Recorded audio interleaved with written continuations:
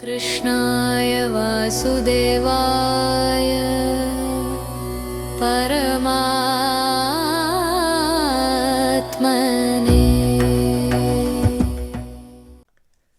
అందరికీ దసరా శుభాకాంక్షలు. మా ఛానల్ భగవత్ వర్స్కు తిరిగి స్వాగతం. మన 9 రోజుల పవిత్ర ప్రయాణాన్ని కొనసాగిస్తూ ఈరోజు నవరాత్రులలో 2వ రోజు. ఈరోజు అమ్మవారి 2వ అవతారమైన బ్రహ్మచారిణి అమ్మవారి కథను మీతో పంచుకోవడానికి మేము చాలా సంతోషిస్తున్నాం. మన చిన్ని భాగవతార్ ఆమె దివ్యమైన కథను వివరించడానికి సిద్ధంగా ఉన్నారు. ఆమె పవిత్ర గాథను మీరు ఆస్వాదించి స్ఫూర్తి పొందుతారని మేము ఆశిస్తున్నాం. ఆలస్యం ఎందుకు, పదండి కథ విందాం. శ్రీమాత్రే నమః. దధానా కరపద్మాభ్యాం అక్షమాలా కమండలు. దేవి ప్రసీదతు మయి బ్రహ్మచారిణ్యనుత్తమ. తన చేతులలో అక్షమాల కమండలం ధరించిన సర్వోత్తమురాలైన బ్రహ్మచారిణి దేవి మన అందరిపై ప్రసన్నమగుగాక. ప్రియ భక్తులారా, దసరా మహోత్సవ నవరాత్రుల పర్వదినాలలో ఇవాళ 2వ రోజు.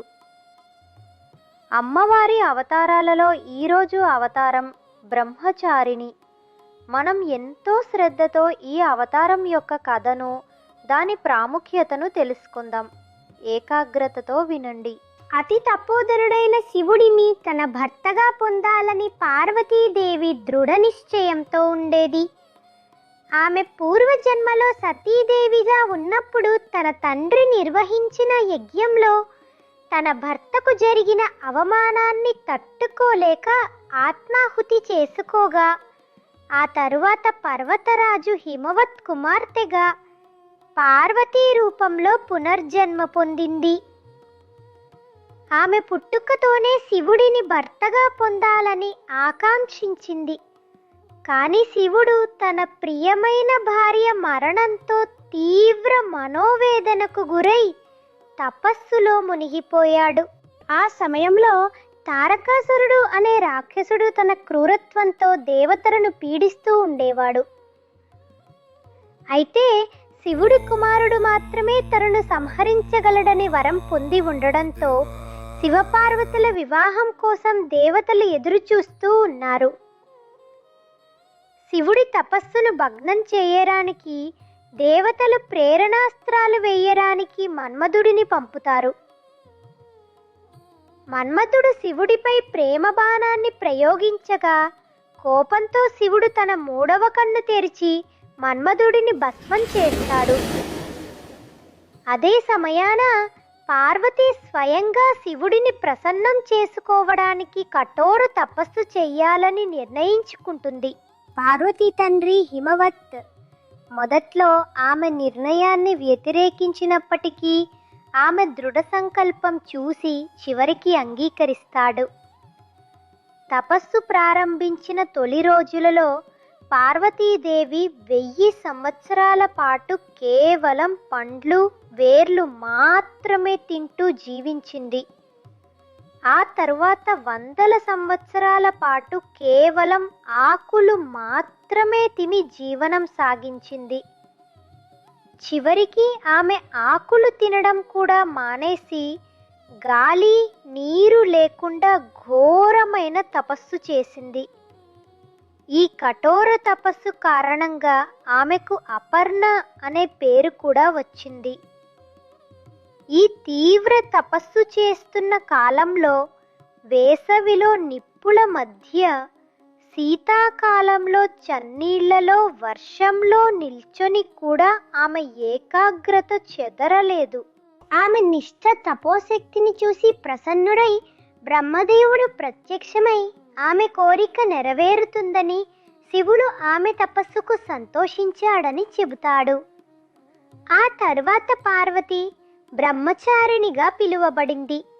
ఆమె నిరాహార తపస్సు ముగిసిన వెంటనే శివుడు ఒక బ్రహ్మచారి రూపంలో ఆమె వద్దకు వస్తాడు. ఆ బ్రహ్మచారి రూపంలో ఉన్న శివుడు పార్వతిని అనేక ప్రశ్నలు అడిగి ఆమె నిష్ఠను పరీక్షిస్తాడు. వారి ఇరువురి మధ్య సంభాషణ ఇలా కొనసాగుతుంది. ఓ దేవి, మీ తపస్సు చూసి నేను ఆశ్చర్యపోయాను.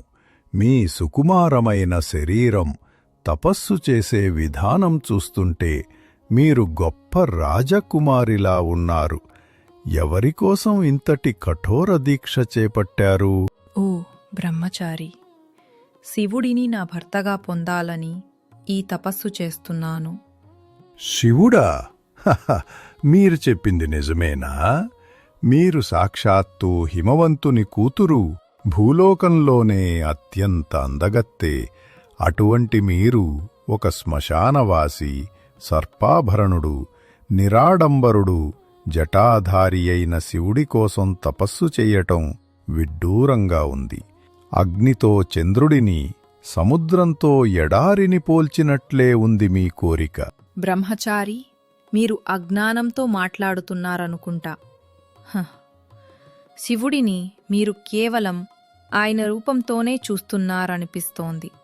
ఆయన దివ్యమైన లీలలు, గుణాలు మీకు తెలియవు. ఆ మహేశుడు 3 లోకాలకు ప్రభువు. ఆ సదాశివుడు శాంతస్వరూపుడు. ఆయన నిరాడంబరంగా ఉన్నప్పటికీ కోరిన వారికి అన్ని సంపదలు ఇవ్వగల దేవుడు.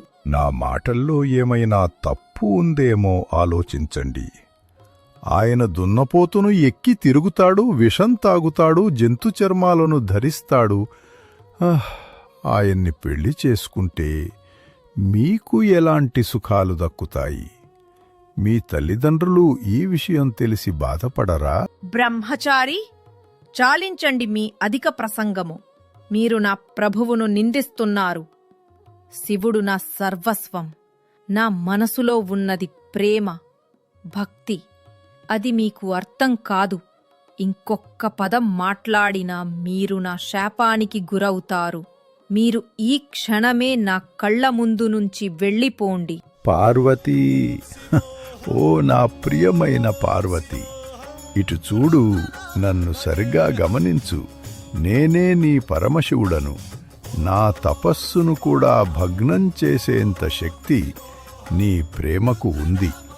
నీ దృఢ సంకల్పం, భక్తి, నిష్ఠను నేను పరీక్షించాను. నీ పట్టుదలకు నేను ప్రసన్నుడనయ్యాను. నీవు కోరుకున్నట్టుగా నేను నిన్ను పెళ్లి చేసుకోవడానికి సిద్ధంగా ఉన్నాను. ఆయన మాటలకు పార్వతి కళ్ళల్లో ఆనంద బాష్పాలు వర్షిస్తాయి.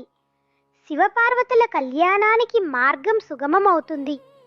ఈ విధంగా బ్రహ్మచారిడి తన పట్టుదల, భక్తి, తపస్సు ద్వారా తన లక్ష్యాన్ని సాధించుకుంది. ఈ కథ తీవ్రమైన ఆత్మవిశ్వాసం, భక్తి ఉంటే ఎలాంటి లక్ష్యాన్నైనా సాధించవచ్చని తెలియజేస్తుంది. ఈ కథ మనకు ఒక గొప్ప సందేశాన్ని ఇస్తుంది. మనం మన లక్ష్యాలను చేరుకోవటానికి ఎటువంటి అడ్డంకులే ఎదురైనా దృఢ సంకల్పంతో, ఏకాగ్రతతో కృషి చేస్తే విజయం ఖచ్చితంగా సాధించవచ్చని తెలియజేస్తుంది. ఈ లక్షణాలు మనందరికీ ఎంతో ప్రేరణగా నిలుస్తాయి. దేవీ నవరాత్రులలో 2వ రోజున బ్రహ్మచారిణిని పూజించడం ద్వారా ఆ శక్తిని పొందుతామని భక్తులు నమ్ముతారు. ఆమె ఆరాధన మన మనస్సులోని చెడు ఆలోచనలను, అహంకారాన్ని తొలగించి ఆత్మవిశ్వాసాన్ని, శాంతిని ప్రసాదిస్తుంది. ఈ రోజున భక్తులు తెలుపు రంగు వస్త్రాలను ధరించి పూజలు చేస్తారు. తెలుపు రంగు స్వచ్ఛతకు, శాంతికి ప్రతీక. ఈ విధంగా బ్రహ్మచారిణి యొక్క కథ కేవలం ఒక పౌరాణిక గాథ మాత్రమే కాదు, ఇది మన జీవితానికి అవసరమైన క్రమశిక్షణ, నిగ్రహం మరియు అకుంఠిత దీక్షకు గొప్ప ఉదాహరణ. ఇది మనల్ని మన జీవిత లక్ష్యాల పట్ల మరింత నిబద్ధతతో ఉండటానికి ప్రేరేపిస్తుంది. భక్తులారా, మీ అందరికీ నా హృదయపూర్వక దసరా శుభాకాంక్షలు. రేపు మళ్ళీ మరో మహోన్నత కథతో కలుద్దాం. శ్రీమాత్రే నమః. బ్రహ్మచారిణి అమ్మవారి కథ మా ముద్దుల చిన్ని భాగవత ద్వారా విని మీరందరూ ఆనందించారని భావిస్తున్నాను. రేపు మరలా మరో అవతార కథతో కలుద్దాం. అయితే రేపటి అవతారం పేరేమిటో, ప్రార్థనా శ్లోకం ఏమిటో చెప్పదలుచుకుంటే క్రింద కామెంట్స్లో పోస్ట్ చేయండి. శ్రీమాత్రే నమః. కృష్ణాయ వాసుదేవాయ పరమాత్మనే